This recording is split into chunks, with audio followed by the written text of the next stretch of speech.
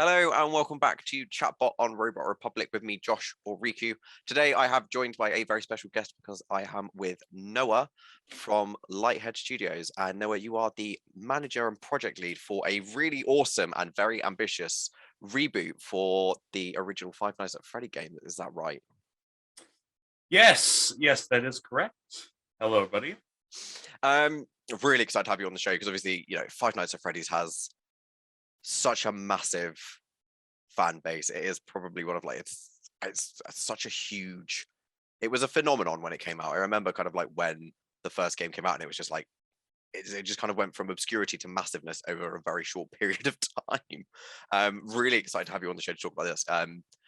So I think the first question ultimately is, and I probably already know the answer, but where did this kind of the inspiration for this particular reboot that you're doing is? So the people at home, some people will know about it, some people might not. So kind of where did the inspiration come from, and why have you decided to take the route you have with this game?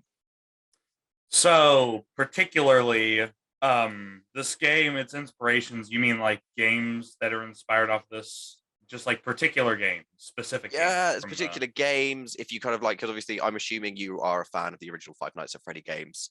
Oh, yeah. Yeah. Obviously, I mean, you wouldn't be doing a reboot if you weren't. But kind of not just games that were inspirational to this, and kind of was there like broader inspiration as well? Did you kind of look at, I don't know, for example, I know that in while we've been kind of like pinging emails back and forth, security breach has been mentioned as well. So kind of like, is there anything within the FNAF kind of lore or broader games and stuff that you kind of thought, actually, that's really cool, I kind of want to do this a FNAF game similar to this sort of thing? So, I think our main inspiration from the FNAF series comes from Security Breach based on the free roam aspect. And the thing that we're trying to go for with this game is to correct what Security Breach did wrong. So, Security Breach, there was a lot of mixed opinions about it. Like, one side of the fan base said, nuh-uh, and then the other side said, okay, yeah, let's go with this. So, we're looking to take that free roam, like, implementation that Security Breach had, and correct their mistakes, like, say, Security Breach, they had this bright and colorful atmosphere, while we are going to have this kind of dark and very claustrophobic atmosphere to it.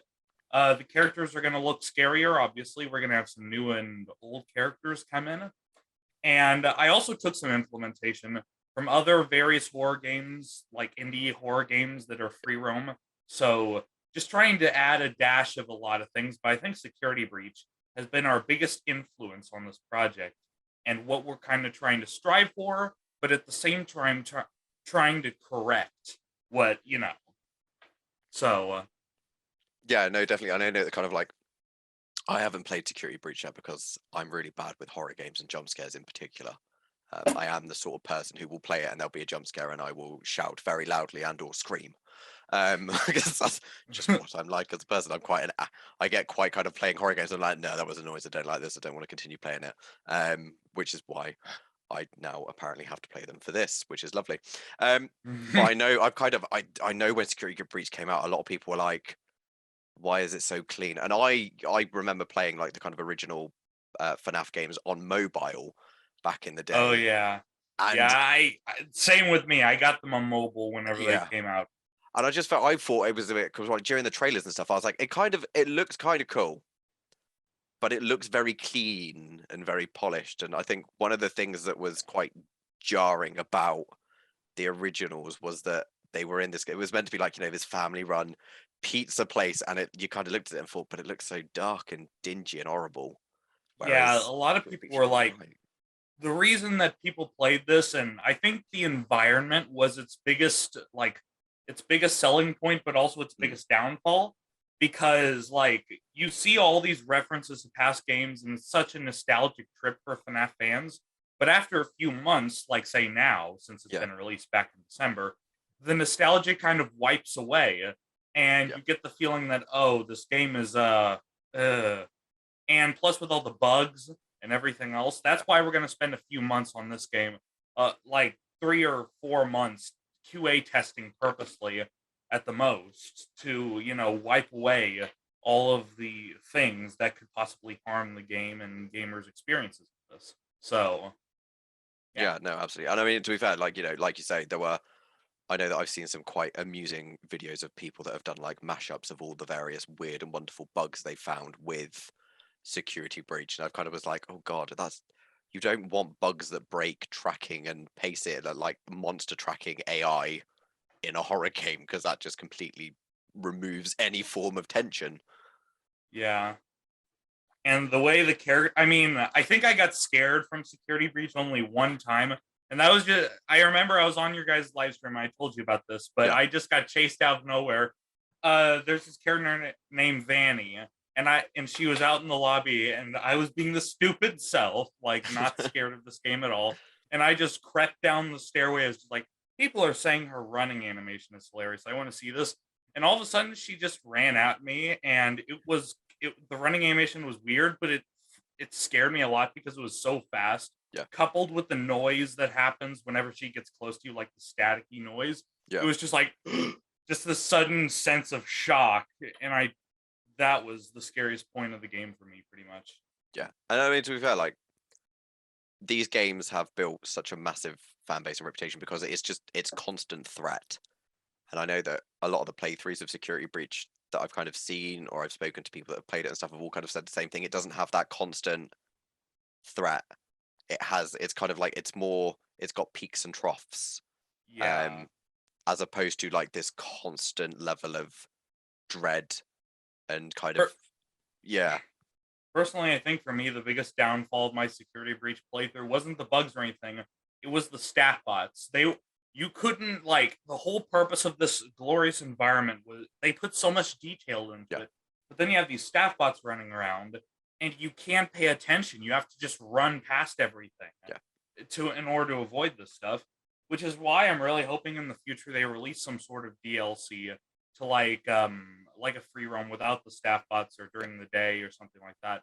I mean, you won't necessarily have the horror element, but at least we'll get to admire the environment that we're in and embrace ourselves instead of having to run past everything and not pay attention.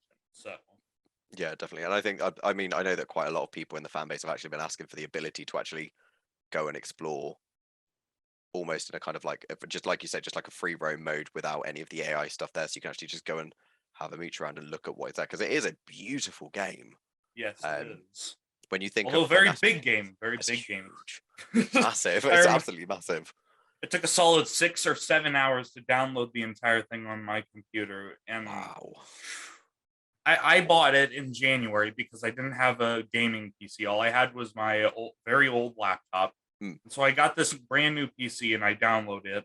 Took a solid 7 hours, but this was before the first version. And if you've heard anything about the first version of the game, it was just the buggiest version. It was just, and they fixed it a solid 2 days after launch, I think. That was how fast they responded.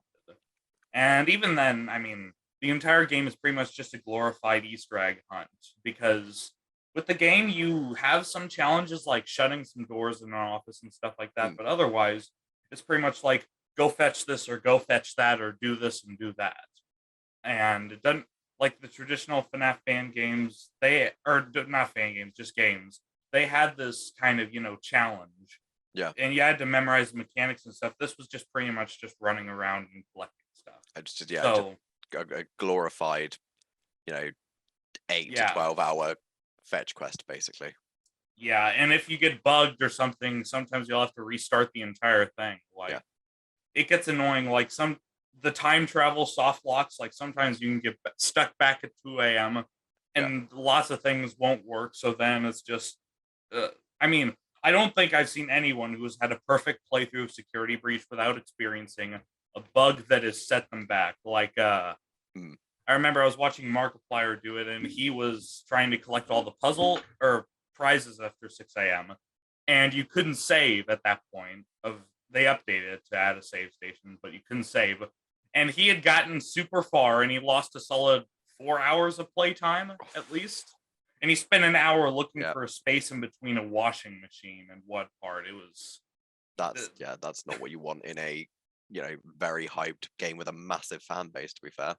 And apparently they, like, from the first trailer, Vanessa was supposed to be friendly, but they changed a lot of things. Because if you look back at the very first trailers, you can see, like, there's, like, they definitely changed a lot of stuff. Yeah. So I felt like there was this big shift. It may have been from time constraints because like all the fans were like, we want it out now and all that stuff. So having a fan base as big as Five Nights at Freddy's can definitely be demanding. So, Oh, I mean, absolutely. I'm super glad that they put all this work and effort into the environment, but there were definitely some mistakes made. Yeah. So, And that's, well, like you said earlier on, that's one of the things you're aiming to do. So obviously your game is a kind of ground up reimagining of the kind of original FNAF game.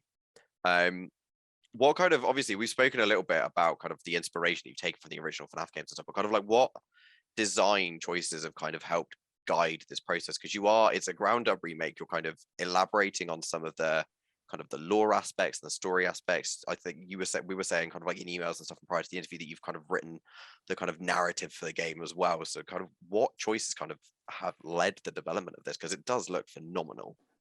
so, my biggest like inspiration, traditional FNAF wise, like setting, is Sister Location, and personally for me, Sister Location is my favorite game of the FNAF series, besides FNAF 1 because of its first. But I got into Five Nights at Freddy's like early to mid 2015. That's when I started to really get into it, and then 2016. They released Sister Location. I was a big tech savvy. I thought it was cool looking. Like I like robots. And Sister Location came out, and they had these like super shiny, cool looking robots.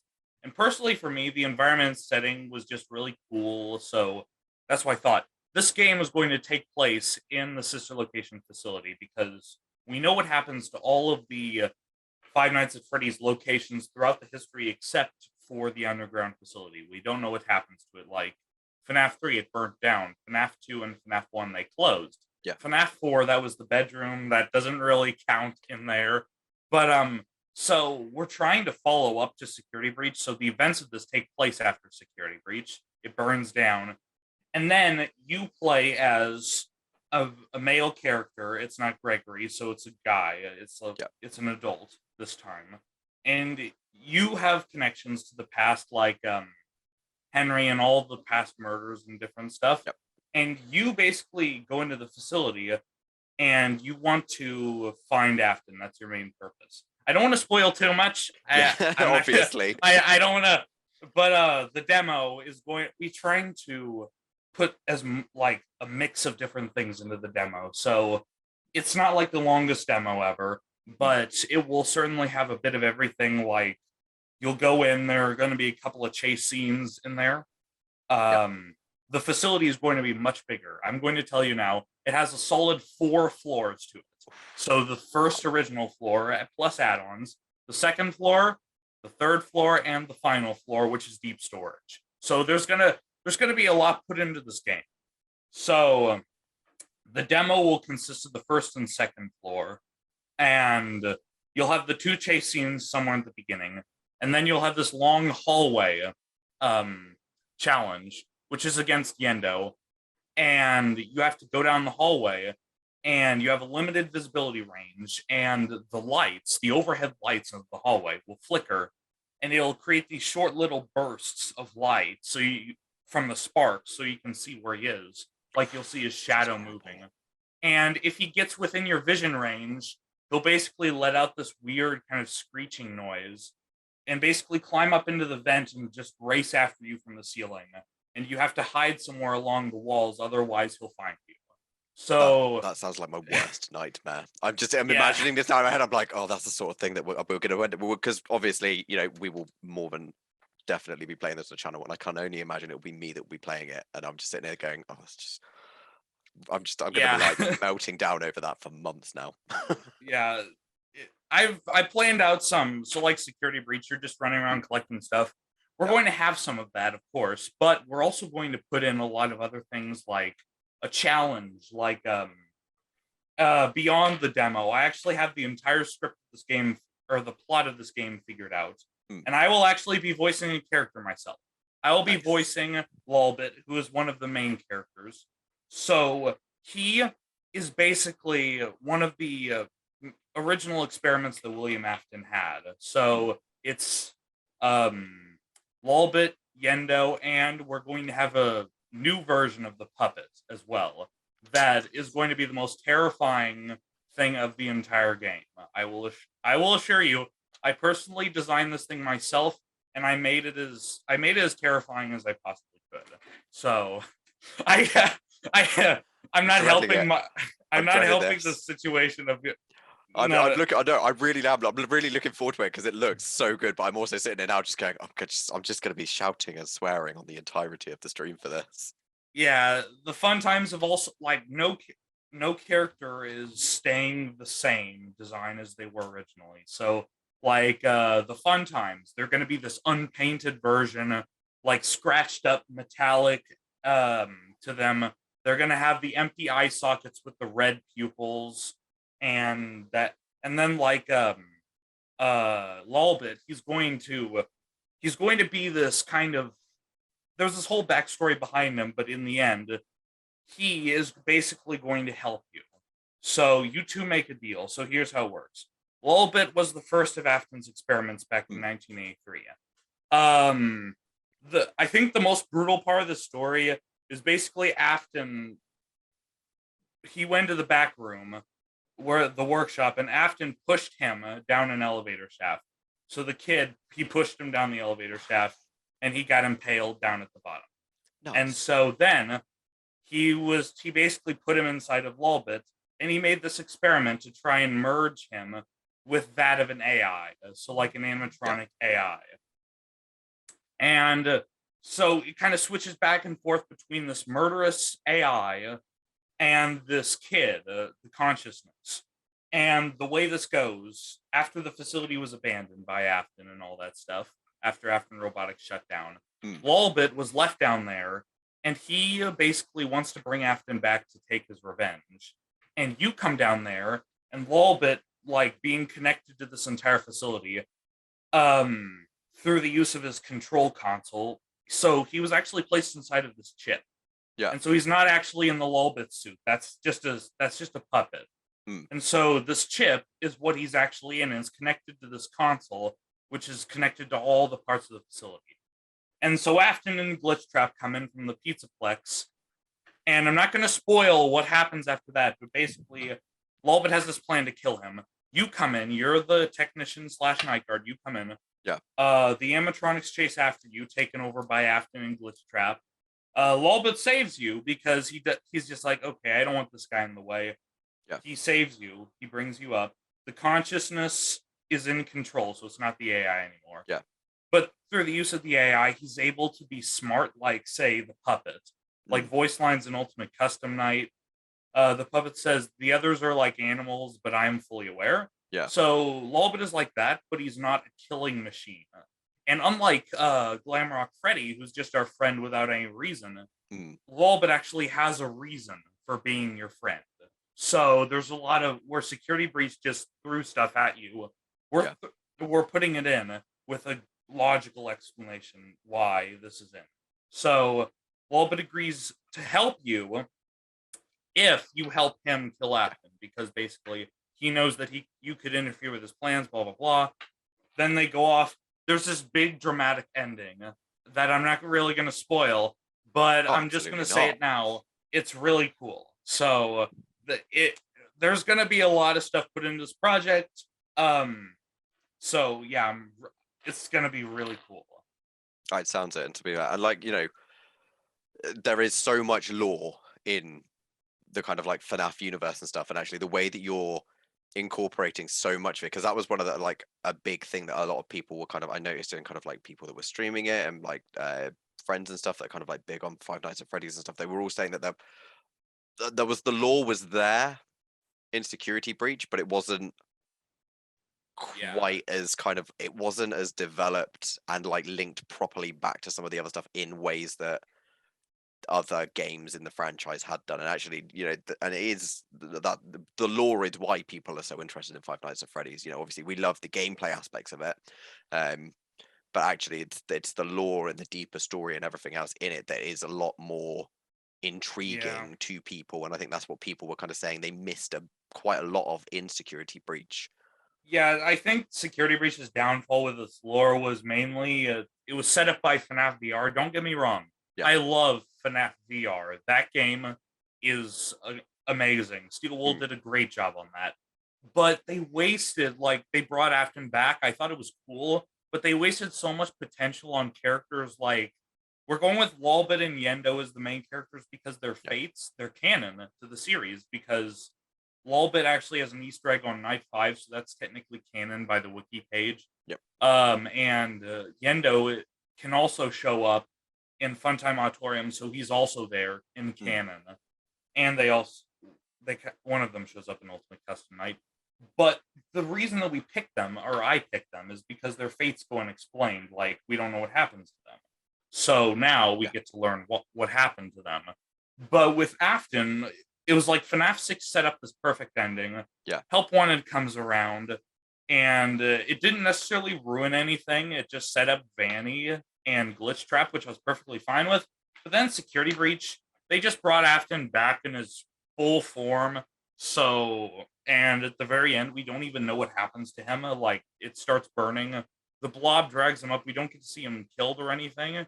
So it's kind of like we don't know what happened either. So, yeah. I mean, they did a big mistake with that. So, yeah, I know that kind of like.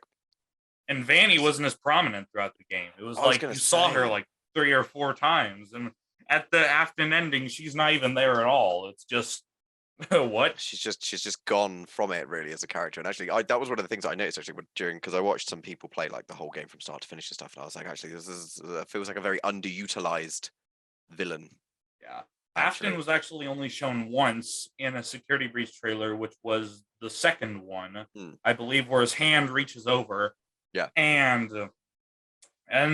But through the rest of the trailers, Vanny was shown to be the big bad. Like, there was this whole dramatic entrance and all this stuff. But then whenever you play the actual game, it's like, where's Vanny? Yeah. And the only times that you do see her, like sometimes she doesn't even go after you at all.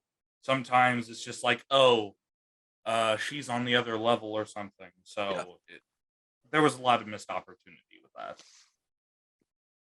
I think as well, kind of like, so with going back to your game and stuff, obviously we've talked about how much of the lore you're kind of inputting into the game. You briefly mentioned some of these absolutely beautiful character models you've got for the animatronics. Kind of it's a twofold question really.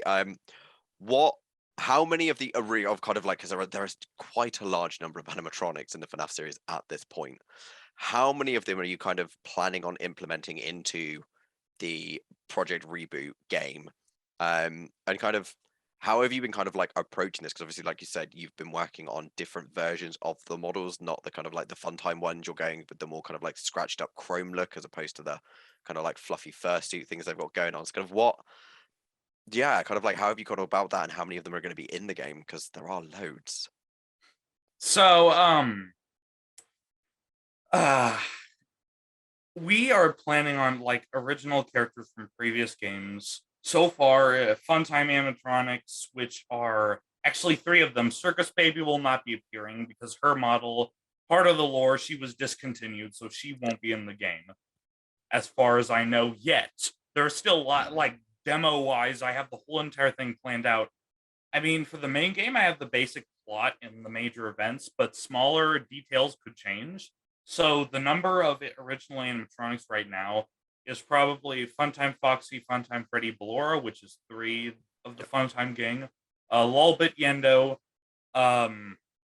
There might be some other like remnants collected from various Freddy Fazbear places and all that stuff. So we have some original different creational robots. Like I said, the puppet's going to be one. William Afton is going to have a different design. So he's going to be getting a whole brand new form. I'm just going to say that. I haven't necessarily drawn out any concept designs, but I'm going to be honest, I planned out this entire plot in my head over the course of about 5 months. So I kind of know what he's going to look like. Lolbit's going to have another form as well. There's going to be these big, monstrous, basically robots that you're going to have to face off against. They're called Fazbear Entertainment Loader Bots. So they're kind of like, imagine just giant, they're not mech suits basically, but they're meant for carrying large pieces of cargo. In my head, I've And kind of got the power suit things from the Alien movies kind of yeah, vibe. Is that close, or am I nowhere near the mark? you're close, only they're not suits. They're Yeah. kind of like helper bots or staff bots from Security Breach, but with these giant bodies, and they're meant to be like from the new the Fazbear Fright next books about the Pizzaplex. We see that they have different robots at the Yeah. Pizzaplex, and so Fazbear Entertainment, these robots are basically giant bulky things that have, the kind of forklift kind of things on the arm bases, so they can carry large crates or boxes, various things. Which Fazbear Entertainment, the plot of this entire thing is that Fazbear Entertainment sent all the valuable resources from the Pizzaplex there to store them while they repair the Pizzaplex. Yeah. So a lot of stuff is going into here. Whether or not the Glamrock, like the shattered Glamrock animatronics, will be featured in this, I'm not sure. It all depends. We have to give credit to all the reused models that we do. So that's a hassle that's up to my modelers, because and we're developing the whole entire thing in Unreal Engine 5. Yeah. So that's really exciting for me, because it was originally going to be UE4, but then they said 5 is better and it's basically the same thing. So I said, okay, sure. Just whatever works. Let's use it. Yeah, definitely. So yeah, the game engine has definitely been chosen as Unreal Engine 5. Yeah. So, and from other, like, there's going to be a lot of detail put into this environment and characters and stuff. So, yeah, original characters, that's pretty much how many we have chosen so far. But then again, like I said, that number could change. Yeah. It depends on limitations that my developers say, like, we're planning on doing meetings on Discord about progress and stuff on our server, and it just depends on limitations. So as of now, the story stands, but I'm gonna send that to them, see what they think, make necessary changes, and see where it goes. Oh, absolutely! It sounds amazing. I kind of like on the subject of Unreal 5, because obviously it's really exciting to be using Unreal 5. Kind of in terms of the coding and the scripting and stuff, is a lot of this going to be kind of like using Unreal's blueprints and stuff as a kind of basis, or is there going to be a lot of bespoke stuff in there? How are you and the team kind of like planning on using, or how have you been using rather, kind of like Unreal 5? Because I know that like some of the blueprint stuff in there that they've got in Unreal is really quite good for like basic movement and basic AI tracking and stuff. Have you kind of been using that as a kind of like jumping off point with some of the development stuff, or have you just said, that's not what we want, we'll just work from scratch? Yeah, we're going to be using blueprints. I'm pretty sure my lead developer told me blueprints, so that's what we're going to be using. As we go along, things, like I said, things could change. It depends on what they need as necessary tools. But as of now, blueprints are our main standpoint. So brilliant. And obviously we've touched on it a little bit, in that we're going to kind of have like a variety of different mechanics. How are the mechanics going to differ? Because obviously, like, we've spoke about security breach and the fact that it's predominantly just evading the security bots or the Glamrock animatronics, whilst you're basically going on a giant fetch quest. You've mentioned a couple of the mechanics that are kind of you're planning on putting into the game and stuff. How many other different mechanics are we going to see? Like a kind of, are you planning on putting like a kind of a section in the game where you've got to do the kind of old school checking of security cameras and making sure that things stay at bay, or is it just going to be a complete rework using the kind of sister site location? okay, so I got a couple different mechanics I can tell you about, and one I was kind of debating in my head. I haven't really told any of my developers about this yet, but I was skimming along the idea. There's this one scene. It's kind of like a boss fight with Yendo, and I was skimming along the idea of having a go-kart scene, like the go-karts from Security Breach, a driving part. And of course, we're going to be using cameras. You'll have your like maintenance tablet, which is kind of like the Fazwatch. So you'll be able to access security cameras, inventory, etc. from there. And just a lot of reworking, but cameras like Yendo will be a very recurring character. In this one part, you have to reset the power grid of the second floor of the facility in order to get a little bit on, like, to remap everything. Because Glitch Trap basically shut him out whenever he took control. And basically, this is what's going to look like is you're in this kind of like control room on the wall of this long, very long room filled with different power generators and catwalks. And you're going to be in this room, and there's going to be different sections of glass. And Yendo is going to hop down onto one of the glass and pound on it and try to break it. And you're going to have to go over to the corresponding piece of glass and shock it, and then to make him go away. And then you're going to want to go over to the main screen panel, and you're going to have to reboot the separate sections of the power grid. And, like, it's kind of like the breaker room, sort of, from Sister Location. You kind of have to go back and forth and wait a little bit and then go back in. So that's an example of one of the mechanics. That's not going to be in the demo. That's going to be in the future game. I was going to say this seems like a later main game when it's not quite demoing, because I can imagine that's going to be quite challenging to script and program and make sure that everything works. Yeah, there's going to be a lot of testing in between to make sure everything works perfectly fine with this. So we're going to take a lot of time and effort to not just on the environment, but also on the mechanics to make sure everything works properly. So absolutely, that sounds really, really exciting, actually, and really cool. Like, it's nice to know that there's going to be a broad range of mechanics, not just here is scary animatron, run and hide. Actually, I'm prepping for the interview. I spent a lot of time on the game Jolt, just kind of looking at things. I was just like, oh, it looks so cool. It's gonna genuinely make me want to cry through fear, but it looks. The demo is gonna. We're planning on releasing the demo this fall, actually. So what we're gonna do? I told my developers the plot. I gave them the plot and the script and all that. And I asked them, okay, you guys just give me an estimate. How long do you think it would take to develop this game? And they said about a month or so. So my plan is to take a month, give them as much time as they need from June to part of July to develop the game. We're starting actually development on June 1st, which is really exciting for me. We're going to have one last meet on the 31st to finalize everything, and then it's on to development. But so we're going to do it into June or July. And then after that, we're going to do QA testing for the remainder of the period until sometime in August. And then finally, after that, once everything is polished, we're going to release the game. And then the final game, which is going to be big, we actually ran into a problem with this. Game Jolt has a limited file upload size. Yeah. So, and how big this game is going to be, we're worried that's not going to fit within the restraints. So you can request a bigger size. So hopefully with the popularity that we're hoping to have this demo get, we can get some attention and be like, with Game Jolt knowing about this project, just be like, hey, could we get some space for this big game? And and they say sure. So this is definitely going to be the biggest FNAF fan game made so far. I'm just going to say it now. It's going to be the biggest FNAF fan game made so far.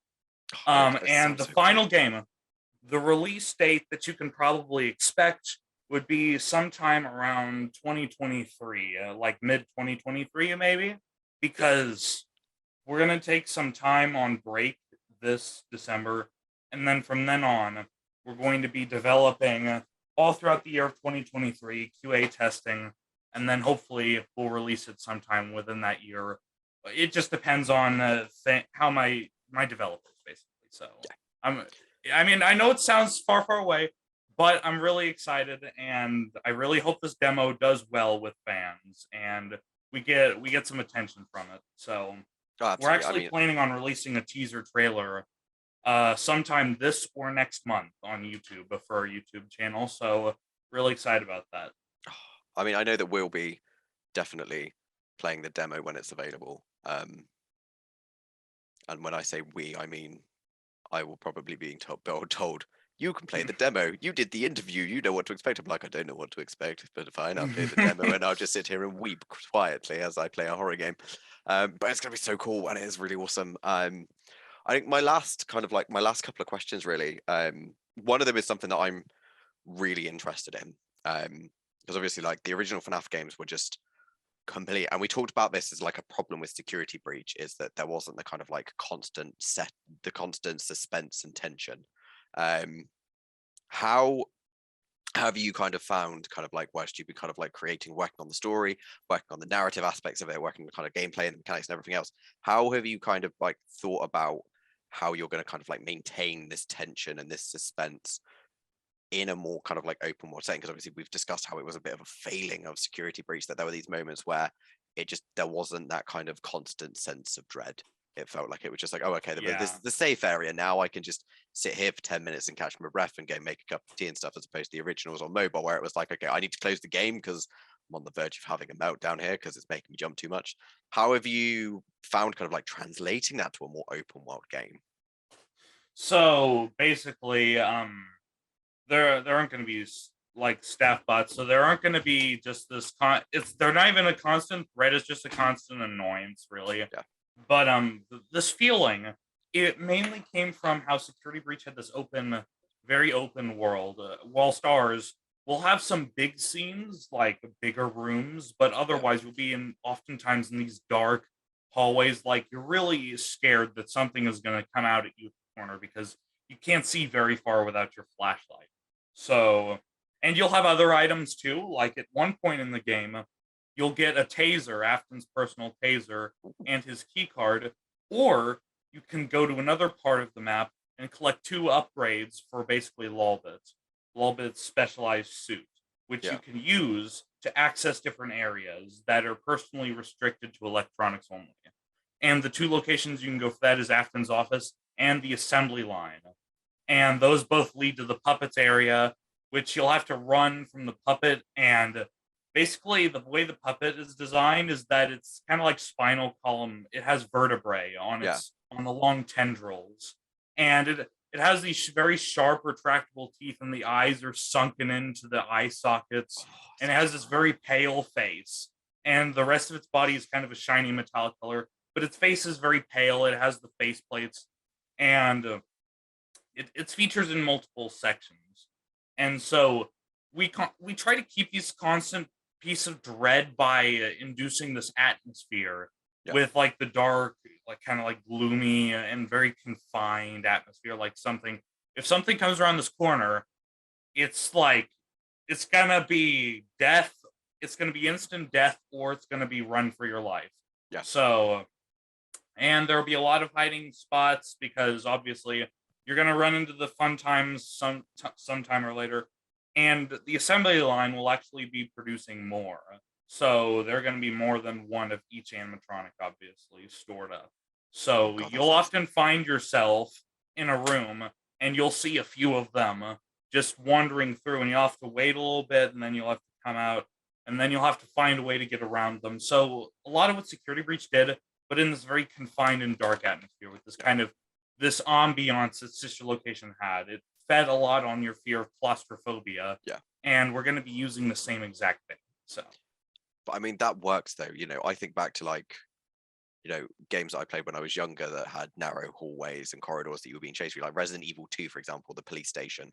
Other than the main foyer, it's mainly narrow corridors and small offices. And what makes that game so terrifying is that Mr. X he fills the entire corridor. Even in the remake, he's absolutely massive. And that's what makes those things so tense. And actually, when I was watching playthroughs of Security Breach, I was like, well, you just like give them a bit of a run around, don't you? Really, you just run from one side to the other and just weave between various bits of furniture. Yeah. But yeah, I think just narrow corridors being chased are just things that I look at in games. I just think, oh, I love this. And I hate this at the same time because it's really cool, but it's terrifying. Yeah, that's the point. So, it sounds so good. You had another question? Yes, my other one is kind of what have been, obviously, kind of like, you're about to hit kind of like the big development blitz bit, but kind of like so far for you, kind of like being in charge of this project, having this amazing idea, finding all these brilliantly talented people that have been working with you on it. What have been some of your biggest challenges kind of like in the development so far? So I think one of my biggest challenges has definitely been the Game Jolt limited size page. I was really worried about that whenever I found out I was just like, oh no, this is horrible. But I mean, hopefully we can get the attention that we need. Have some prominent FNAF people play. You guys could play it. A bunch of people can play it. Gain attention from that, and it's not just attention to like make our game succeed, but it's to like carry the game itself, because without the notice, then we can't really move forward. Like without hype, that a game can't really do well. So you have to have some sort of hype. So we're putting out these teaser images and stuff. Most of those have been done by Malice Moon. A big shout to him. He's like my lead teaser guy. He's been a great help to this project. Um, so, but I think the Game Jolt page has been the biggest challenge that we've had to do. Yeah. What's another like and add-ons to Unreal Engine? That has been another challenge for my developers, I think. And just getting them the right. So far, we have at least 15 members of a development team. So we have a big or a bigger development team for a FNAF fan game. So I'm just really thankful for all of them that they that they're on board with this, and I'm really thankful for their support and help on this project. So it's a dream come true for me. So it sounds it. And we honestly, when the demo comes out, we will definitely be playing it on the channel, which will be in, I think you're aiming for a fall release or an autumn if you're watching this in the UK and Europe. So a fall or autumn release for that, which will be amazing. My last big question, which is obviously the most important one for these interviews, Noah, is where can our lovely viewership find out more about this really exciting project? Okay, you can go check us out on our Game Jolt page. You can just type into the search bar Five Nights at Freddy's Project Reboot, or I'm sure we'll leave the link in the description. So there's going to be a link to the Game Jolt in the description as well. Before we go, would you like to learn about some of the concepts that I had for this game that initially got scrapped? But I actually have a notebook back here in my area with a whole bunch of different concepts for not only characters but future projects after this. That is juicy. Yes, absolutely yes. Okay, so let me just get out of here. But character designs, we had a few different concepts for character designs. I think one of the biggest things was Yendo's original appearance. He was supposed to have 4 different arms to make him more spider-like whenever he was crawling through the vent overhead. Now, I decided to scrap this mainly because I thought it'd be a bit more complex for animators, for modelers in the game, and just because I was kind of like, I don't know if it's necessary or anything. So that was another scrapped thing. Originally, it was supposed to be a click point game where you were in the Circus Baby the gallery control module, and the main enemy was Yendo, and you had to run over to the window, check the light, and shock him if he was over there. It was kind of like the traditional FNAF gameplay, but it evolved from there. Some concepts for the future. We have classic click point games after this, which could carry on from this. We have an option for a VR experience. And I just played through Half-Life Alyx, which is a really cool game. I remember I was on your guys' stream and I told you about that. I'd highly recommend that because that game, you can interact with everything. And it's kind of like this free roam VR game. It was really cool. Yeah. I was thinking something like that. FNAF VR had this kind of, revisiting. But what about if we implemented kind of free roam VR thing with all of the implemented, mechanics from the game that I just told you about, like dark corridors, everything.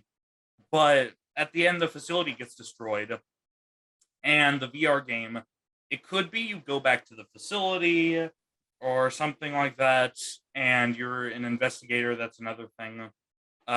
There's also options for other free roam games, so other free roam projects, and there's also I came up with a thought of making something not FNAF related, but a horror game that I could actually publish on Steam.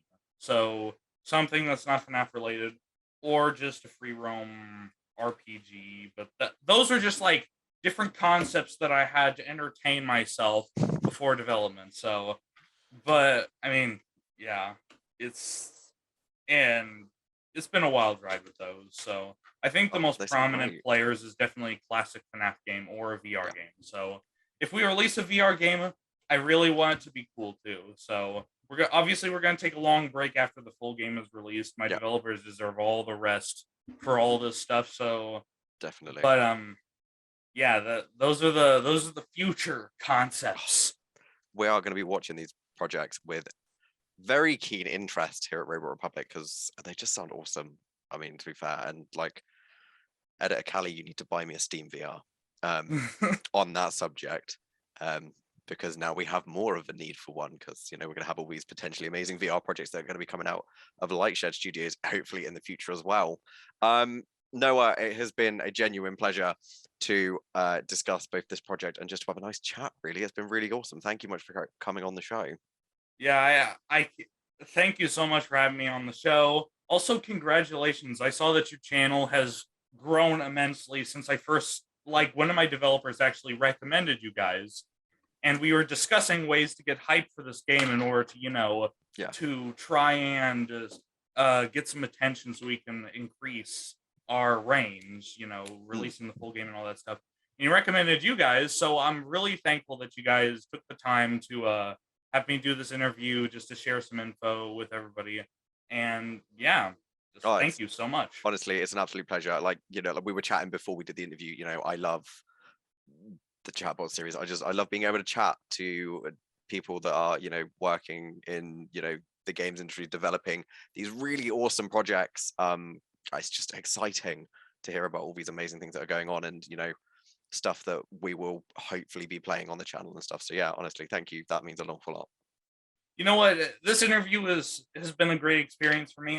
If I can, I'll keep you guys updated on the project, Oh, and if I please do. can, I'll send you guys an early copy of the demo so you guys can play it ahead of everybody else. So That would be amazing. That would be amazing. So yes, if you're watching this, do look out for that when it drops in the autumny sort of time because that would be brilliant. Noah, like I said, it has been an absolute pleasure having you on, and we're really excited about this project, and we're really excited to see what's going to come next. And oh god, yeah, no, can't wait for the demo. What are you wonderful people in YouTube land excited about with this FNAF project? Because it does look to be absolutely brilliant. Let us know in the comments down below, and do go and check out Noah's kind of game jolt page for that. There'll be a link for that in the description below. Noah, like I said, absolute pleasure. Thank you very much for coming on the show. no problems. Pleasure.